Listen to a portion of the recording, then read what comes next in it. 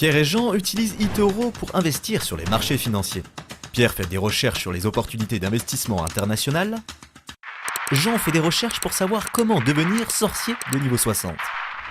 Pierre suit les flux d'actualité pour connaître les dernières infos du marché. Jean suit le flux d'actualité pour visionner les dernières vidéos de chats. Pierre dispose d'une liste de favoris pour les investissements prometteurs. Jean a également une liste de favoris. Alors comment se fait-il que Jean soit aussi bon investisseur que Pierre? C'est parce que Jean utilise la fonction CopyTrader d'eToro pour reproduire automatiquement l'activité de trading de Pierre. À chaque fois que Pierre accomplit un trade, Jean en a fait autant. Yes!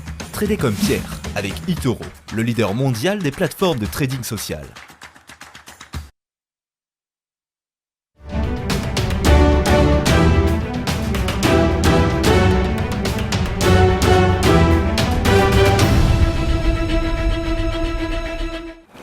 Retour sur le plateau de TV Finance, c'est l'heure du chrono CAC avec Rodolphe Vial, analyste et stratégiste du site de courtage ABC Bourse. Rodolphe Vial, bonjour. Bonjour Fabienne. Alors le CAC 40, on l'a laissé vendredi dans le vert, mais enfin sous les 4850 points. On commence très doucement ce matin. Quelle est votre lecture du marché parisien précisément?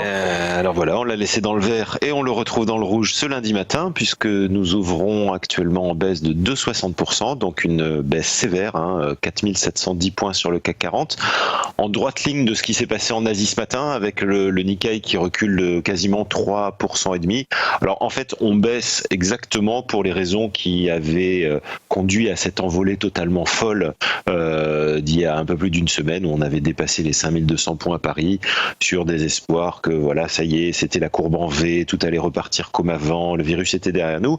Et puis non, il y a quand même quelques petits clusters. Alors, pas non plus d'inquiétude majeure, mais enfin, on en a trouvé en France et puis on en a trouvé en Chine surtout. Donc voilà, la planète finance revient un peu plus de réalisme et surtout dégonfle cette bulle spéculative qui correspondait pas du tout aux fondamentaux.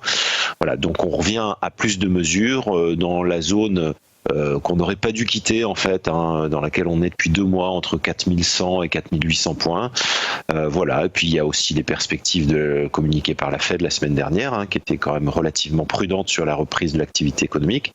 Donc tout ça, ça a douché un petit peu l'enthousiasme des traders qui se voyaient un petit peu trop beaux. Voilà, donc mouvement logique, consolidation, on devrait continuer dans cette phase puisque vraiment les doutes sont revenus en avant.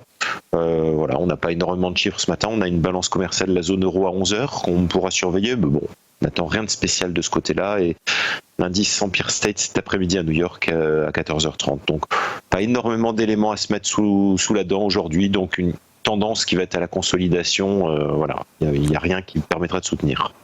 C'est vrai Rodolphe, vous disiez dans le rouge, on est à moins de 2,35%, quelques secondes seulement après l'ouverture de la Bourse de Paris. Merci beaucoup pour votre analyse. Dans un instant, on passe à la séquence Market Mover avec un autre analyste technique et stratégiste. Ce sera Vincent Gann. Une petite page de publicité avant cela.